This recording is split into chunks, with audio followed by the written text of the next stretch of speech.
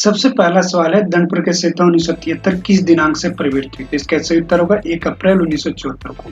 यानी सीआरपीसी 1973 जो लागू हुआ हमारे देश में 1 अप्रैल 1974 को। अगला सवाल 2 नंबर, दंड प्रक्रिया संहिता 1973 को राष्ट्रपति द्वारा स्वीकृति कब प्राप्त हुई? तो इसका सही उत्तर होगा 25 जनवरी 1974 को। यानी सीआरपीसी 1973 प्रेसिडेंट के द्वारा जो अपनी स्वीकृति दी गई 25 जनवरी 1974। अगला सवाल है 3 नंबर, निम्नलिखित में से किसके अंतर्गत सीआरपीसी से संबंधित अपराधों को वर्गीकृत किया गया? तो इसका सही उत्तर होगा प्रथम सूची। यानी सीआरपीसी 1973 में जो है प्रथम शेड्यूल जो है वो अपराधों को बांटता है, यानी कॉग्निजेबल ऑफेंस और नॉन कॉग्निजेबल ऑफेंस में बांटता है।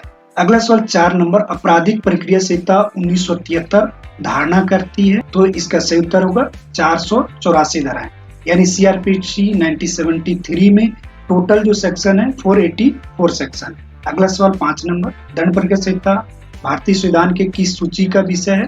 तो इसका सही उत्तर होगा समवर्ती सूची। यानी सीआरपीसी जो है इसमें केंद्र सरकार भी कुछ चाहे तो बदल सकती है और केंद्र सरकार भी चाहे तो कुछ बदल सकती है और कुछ बातें चाहे तो लागू कर सकती है, कुछ बात चाहे तो लागू नहीं कर सकती है। केंद्र सरकार और राज्य सरकार दोनों को इस पे अधिकार दिया। अगला सवाल है 6 नंबर, जमानती और गैर जमानती अपराधों की सूची दंड प्रक्रिया संहिता में कहाँ दी गई? अभी जस्ट सवाल नंबर 3 में यही सवाल था। यानी कहने का मतलब कॉग्निजेबल ऑफेंस और नॉन कॉग्निजेबल ऑफेंस जो है ये दंड प्रक्रिया में कहाँ बताया गया है, कहाँ पे बांटा गया? तो इसका सही उत्तर होगा अनुसूची 1 में, यानी शेड्यूल 1 में। अगला सवाल 7 नंबर, दंड प्रक्रिया संहिता की किस धारा में संज्ञेय अपराध की परिभाषा दी गई? तो इसका सही उत्तर होगा धारा 2C में। आप इसको याद कर सकते हैं। कॉग्निजेबल ऑफेंस का जो डेफिनेशन बताई गई है सेक्शन 2C में बताई गई। अगला सवाल 8 नंबर है, निम्नलिखित में से किस धारा में संज्ञेय अपराध परिभाषित? यानी ये 7 नंबर सवाल फिर से रिपीट हो जा रहा है। तो इसका सही उत्तर होगा धारा 2C में जो है कॉग्निजेबल ऑफेंस का डेफिनेशन बताइए। अगला सवाल 9 नंबर, धारा 2D यानी 2घ दंड प्रक्रिया संहिता 1973 परिभाषित करता है? तो इसका सही उत्तर है परिवाद यानी कंप्लेनेंट के डेफिनेशन सेक्शन 2D में बता। इसके बाद अगला सवाल है 10 नंबर, दंड प्रक्रिया संहिता के अंतर्गत जांच की जाती है? तो इसका सही उत्तर होगा पुलिस अधिकारी द्वारा। यानी सीआरपीसी 1973 में अगर कोई भी इन्वेस्टिगेशन कर सकता है, जांच कर सकता है, तो पुलिस अधिकारी कर सकता है। तो यही सवाल पड़ रहा है कि सीआरपीसी में जांच की जाती है पुलिस अधिकारी द्वारा। अगला सवाल है 11 नंबर, दंड प्रक्रिया संहिता 1973 की धारा 2D में परिभाषित परिवाद निम्नलिखित कैसे अपराध से संबंधित? तो इसका सही उत्तर होगा और वह दोनों में, यानी केवल संज्ञेय अपराध से और केवल असंज्ञेय अपराध से। यानी कहने का मतलब है कि अभी मैंने आपको जस्ट पीछे जो बताया आपको 2D में कंप्लेनेंट के डेफिनेशन के बारे में बताया। तो जो कंप्लेनेंट के जो डेफिनेशन बताया गया है वो जो कंप्लेन है वो किस तरीके के अपराध से संबंधित है? तो वो दोनों अपराध से, यानी कॉग्निजेबल ऑफेंस से भी है और नॉन कॉग्निजेबल ऑफेंस से भी संबंधित। अगला सवाल है 12 नंबर, दंड प्रक्रिया संहिता की धारा 2H परिभाषित करती है? तो इसका सही उत्तर होगा अन्वेषण। यानी सीआरपीसी सेक्शन 2H जो है इन्वेस्टिगेशन के डेफिनेशन के बारे में बता। अगला सवाल है 13 नंबर, निम्नलिखित में से कौन सी प्रक्रिया न्यायिक प्रक्रिया है? तो इसका सही उत्तर होगा जांच और विचार। इसको हम सरल शब्दों में कहें कि कोई व्यक्ति अगर अपराध करता है तो आम नागरिक बोलता है कि इसको फांसी पे लटका देना चाहिए, इसको जेल से बाहर नहीं निकलना चाहिए। तो ये जो लोग बातें, नागरिक जो बातें करते हैं वो न्यायिक प्रक्रिया की बातें नहीं करते। किसी व्यक्ति ने भी अगर अपराध किया है उसको अगर न्यायिक प्रक्रिया से उसको सजा दिलाना है तो उसके लिए जांच और विचारण यानी इन्वेस्टिगेशन और ट्रायल होनी चाहिए, तब मानी जाएगी कि वो न्यायिक प्रक्रिया के अकॉर्डिंग उसको सजा मिले। अगला सवाल है 14 नंबर, दंड प्रक्रिया संहिता 1973 के अंतर्गत असंज्ञेय अपराध की प्रकृति होती है? तो इसका सही उत्तर होगा जमानती और समान। यानी नॉन कॉग्निजेबल ऑफेंस जो है वो जमानती है, यानी अवेलेबल भी होता है और जनरल माना जाता है। अगला सवाल है 15 नंबर, दंड प्रक्रिया संहिता 1973 की किस धारा के अंतर्गत अपराध शब्द को परिभाषित किया है? तो इसका सही उत्तर होगा धारा 2N में। अगला सवाल है 16 नंबर, पीड़ित शब्द को निम्नलिखित में से किसके अंतर्गत परिभाषित किया जाए? तो इसका सही उत्तर होगा धारा 2WN। अगला सवाल 17 नंबर, 2 वर्ष से अधिक अवधि के कारावास से दंडनीय अपराध का संबंध है? तो इसका सही उत्तर होगा वारंट मामले से। अगला सवाल 18 नंबर, निम्नलिखित में से कौन दंड प्रक्रिया संहिता में सही सुमेलित नहीं? तो इसका सही उत्तर होगा धारा 2W। अगला सवाल 19 नंबर, दंड प्रक्रिया संहिता संशोधन अधिनियम 2005 को राष्ट्रपति की अनुमति मिली? तो इसका सही उत्तर होगा 23 जून 2005। अगला सवाल 20 नंबर, दंड प्रक्रिया संहिता की किस धारा में यह व्यवस्था की गई है कि उच्च न्यायालय आपराधिक न्यायालय हो सकते हैं? तो इसका सही उत्तर होगा धारा अगला सवाल 21 नंबर, एक जनपद में कितने वर्ग के आपराधिक न्यायालय होते हैं? तो इसका सही उत्तर है 4 प्रकार। अगला सवाल 22 नंबर, दंड न्यायालयों के वर्ग में सम्मिलित नहीं है, तो इसका सही उत्तर होगा जिला न्यायालय। अगला सवाल 23 नंबर, सत्र न्यायालय के पीठासीन अधिकारी की नियुक्ति कौन करे? तो इसका सही उत्तर होगा उच्च न्यायालय यानी हाई। अगला सवाल 24 नंबर, किसी जनपद में सत्र न्यायालय स्थापित करने का प्राधिकार किसे दिया गया? तो इसका सही उत्तर होगा राज्य सरकार। अगला सवाल 25 नंबर, कार्यपालक मजिस्ट्रेट की नियुक्ति की जाती है, तो इसका सही उत्तर होगा राज्य सरकार यानी डीएम एसडीएम जो है, इनकी जो नियुक्ति कौन करता है? तो ये जो करते हैं ये राज्य सरकार के द्वारा ये नियुक्त किया जाता है। अगला सवाल 26 नंबर, कोई व्यक्ति अपर लोक अभियोजक नियुक्त किए जाने का पात्र तभी होगा जब वो कम से कम 7 वर्ष तक प्रैक्टिस किया हुआ होना चाहिए। अगला सवाल 27 नंबर, दंड प्रक्रिया संहिता की किस धारा के अंतर्गत सहायक लोक अभियोजक की नियुक्ति की जाती है? तो इसका सही उत्तर होगा धारा 25 के अंतर्गत। अगला सवाल 28 नंबर, मजिस्ट्रेट के न्यायालयों में अभियोजन संचालित करते हैं, तो इसका सही उत्तर होगा सहायक लोक अभियोजक। अगला सवाल 29 नंबर, एक उच्च न्यायालय निम्न से कौन से दंड पारित कर सकता है? तो इसका सही उत्तर होगा कोई भी दंड जो विधि द्वारा प्राधिकृत है। अगला सवाल 30 नंबर, हत्या के बाद में परीक्षण निम्न से कौन न्यायालय कर सकता है? तो इसका सही उत्तर होगा अतिरिक्त सत्र न्यायालय। अगला सवाल 31 नंबर, अपर मुख्य न्यायिक मजिस्ट्रेट निम्न अवधि के कारावास का दंडादेश पारित कर सकते हैं, इसका सही उत्तर 7 वर्ष। अगला सवाल 32 नंबर, प्रथम वर्ग मजिस्ट्रेट अधिकतम जुर्माना लगा सकता है, तो इसका सही उत्तर होगा 10,000। अगला सवाल 33 नंबर, दंड प्रक्रिया संहिता की किस धारा के अंतर्गत पुलिस आयुक्त को बिना वारंट के गिरफ्तार कर सकते? तो इसका सही उत्तर होगा सेक्शन 41। सेक्शन 41 में आपको बता दूं कि अगर कोई भी कॉग्निजेबल ऑफेंस हो रहा है या होने वाला है, या पुलिस को ऐसा सूचना मिलता है कि कॉग्निजेबल ऑफेंस का घटित हो चुका है या होने वाला है, तो वो तत्कालीन पुलिस अधिकारी बिना वारंट के गिरफ्तार कर सकता है। इसके बारे में सीआरपीसी सेक्शन 41 में बताई गई है, आप इसको याद कर सकते हैं। अगला सवाल 34 नंबर, निम्नलिखित में से दंड प्रक्रिया संहिता की कौन सी धारा गिरफ्तार व्यक्ति की शिनाख्त का प्रावधान करे? तो इसका सही उत्तर होगा धारा 54 का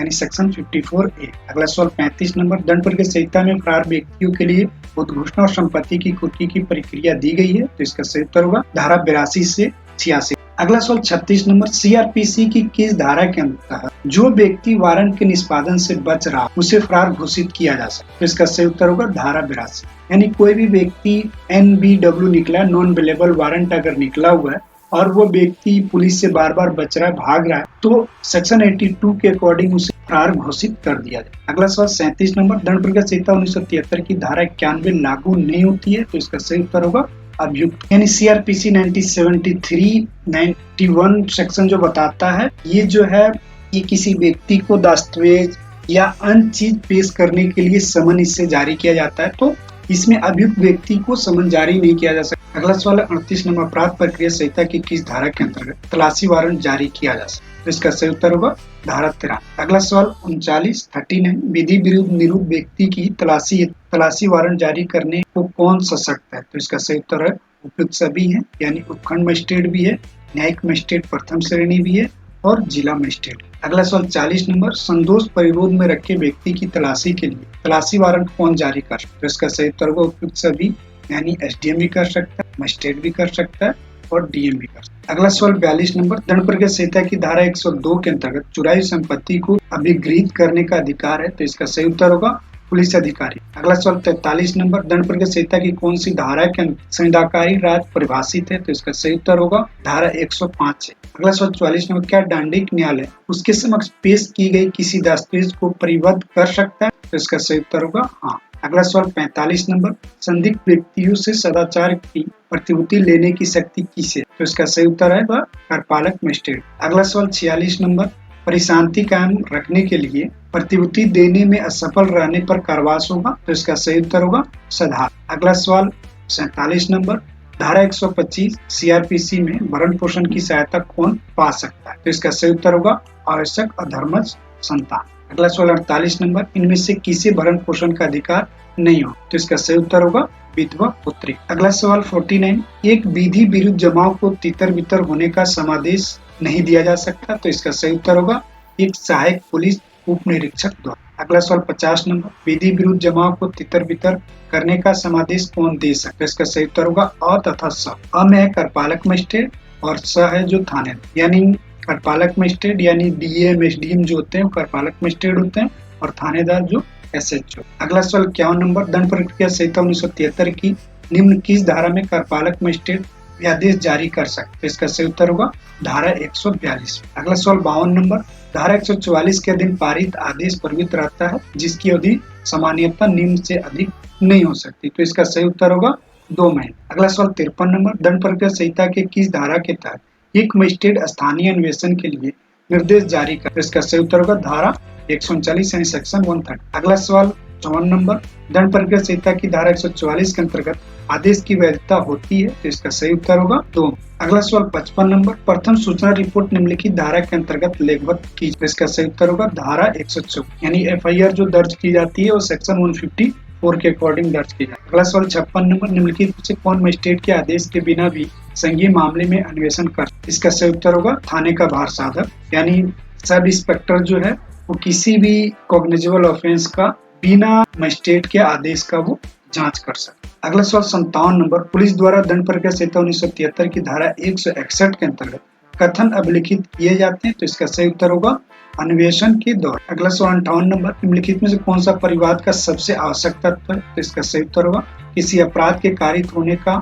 अभिकथन जिस पर कार्रवाई अपेक्षित। अगला सवाल 59, एक पुलिस ऑफिसर वारंट के बिना जेड को जिसने हत्या की है पकड़ लेता है, ये ने कौन सा अपराध किया? तो इसका सही उत्तर होगा संदोष अवरोध का। अगला सवाल 60 नंबर, CRPC की धारा 2H किसे परिभाषित करती है? तो इसका सही उत्तर होगा अन्वेषण। अगला सवाल 61 नंबर, दंड प्रक्रिया संहिता में भारत शब्द को किस धारा के अंतर्गत परिभाषित किया? तो इसका सही उत्तर होगा धारा 2F यानी भारत शब्द का डेफिनेशन जो बताई गई है वो सेक्शन 2F में बताई। अगला सवाल 62 नंबर, दंड प्रक्रिया संहिता की किस धारा के अंतर्गत उच्च न्यायालय शब्द को वर्णित? तो इसका सही उत्तर होगा धारा 2E यानी इसको कहने का मतलब है कि हाई कोर्ट का डेफिनेशन जो बताई गई है वो सेक्शन 2E में बताई है। अगला सवाल 63 नंबर, संहिता की किस धारा के भीतर न्यायिक कार्रवाई को प्रावधानित किया है? तो इसका सही उत्तर होगा धारा 2I में। अगला सवाल 64 नंबर, संहिता की किस धारा के अंतर्गत स्थानीय अधिकारिकता शब्द को परिभाषित किया है? तो इसका सही उत्तर होगा धारा 2J में।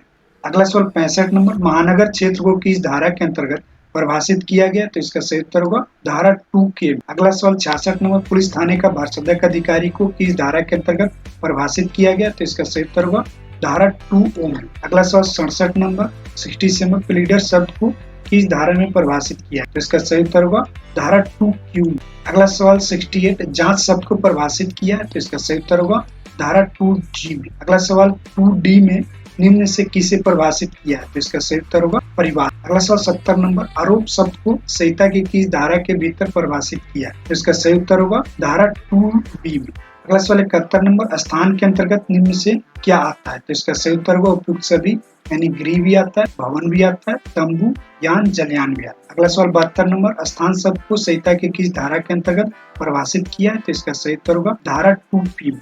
अगला सवाल 73 नंबर, पुलिस थाना से कोई भी डैश अभिप्रेत? तो इसका सही उत्तर होगा चौकी या स्थान। अगला सवाल 74 नंबर, पुलिस थाना शब्द को परिभाषित किया है? तो इसका सही उत्तर होगा धारा 2S। अगला सवाल 75 नंबर, संहिता की किस धारा के अंतर्गत विहित शब्द को परिभाषित किया है? तो इसका सही उत्तर होगा धारा 2T में। अगला सवाल 76 नंबर, संहिता की किस धारा के भीतर लोक अभियोजक शब्द को परिभाषित किया? तो इसका सही उत्तर होगा धारा 2U में। अगला सवाल 77 नंबर, उपखंड से डैश अभिप्रेत? तो इसका सही उत्तर होगा जिले का उपखंड। अगला सवाल 78 नंबर, उपखंड को किस धारा के अंतर्गत वर्णित किया? तो इसका सही उत्तर होगा धारा 2B। अगला सवाल 79, वारंट मामला को संहिता की किस धारा के भीतर प्रावधानित किया है? तो इसका सही उत्तर धारा 2X। अगला सवाल 80 नंबर, समन मामला को किस धारा में परिभाषित किया? तो इसका सही उत्तर होगा धारा 2W। अगला सवाल 81 नंबर, निर्देशों का अर्थ लगाना को संहिता की किस धारा के अंतर्गत वर्णन किया गया? तो इसका सही उत्तर होगा धारा 3। अगला सवाल 82, दंड न्यायालय के वर्ग को संहिता की किस धारा में बताया? तो इसका सही उत्तर होगा धारा 6। अगला सवाल 83 में, प्रत्येक राज्य में निम्नलिखित वर्गों के दंड न्यायालय होंगे? तो इसका सही उत्तर होगा उपयुक्त सभी यानी सबसे पहला है सेशन न्यायालय, दूसरा है प्रथम वर्ग न्यायिक मजिस्ट्रेट और किसी महानगर क्षेत्र में महानगर मजिस्ट्रेट, और तीसरा है द्वितीय वर्ग न्यायिक मजिस्ट्रेट और कार्यपालक। अगला सवाल 84 नंबर, किस धारा के अंतर्गत प्रादेशिक खंड को वर्णित किया है? तो इसका सही उत्तर होगा धारा 7। अगला सवाल 85 नंबर, धारा 8 के अंतर्गत महानगर क्षेत्र वह होगा जिसकी जनसंख्या डैश? तो इसका सही उत्तर होगा 10 लाख से। अगला सवाल 86, सेशन न्यायालय कौन स्थापित करे? तो इसका सही उत्तर होगा राजशाही।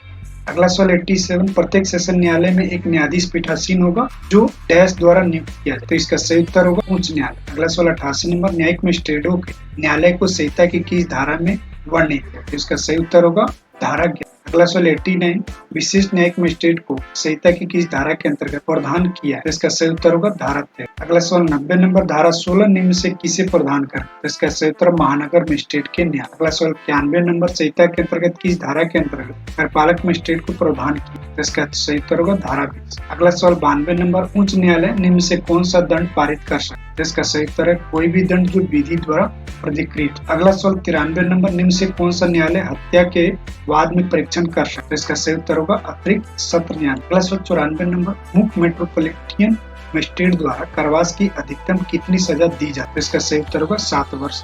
अगला सवाल 95 नंबर, किशोरों के मामले में अधिकारिकता को किस धारा में वर्णित किया, तो इसका सही उत्तर होगा धारा 27। अगला सवाल 96 नंबर, जुर्माना देने में व्यतिक्रम होने पर कारावास का दंडादेश किस धारा में प्रावधानित किया, तो इसका सही उत्तर होगा धारा। अगला सवाल 97 नंबर, संहिता के किस अध्याय के भीतर न्यायालय की शक्ति को बताया, तो इसका सही उत्तर होगा अध्याय 3। अगला सवाल 98 में, संहिता का अध्याय 4 निम्न से किसके संबंध में प्रावधान करती है, तो इसका सही उत्तर होगा और ब दोनों, यानी अ में वरिष्ठ पुलिस अधिकारियों की शक्ति और ब है मजिस्ट्रेटों और पुलिस को सहायता। अगला सवाल 99 नंबर, वरिष्ठ पुलिस अधिकारियों की शक्तियां को किस धारा में बताया, तो इसका सही उत्तर होगा धारा 6। अगला सवाल 100 नंबर, पुलिस कब एक व्यक्ति को वारंट के बिना गिरफ्तार कर सकती है, तो इसका सही उत्तर होगा, तो इसका सबसे पहला केवल संज्ञेय अपराध के मामले में, दूसरा केवल उद्घोषित अपराधी के मामले में और तीसरा केवल सशस्त्र सेना का भगौड़ा।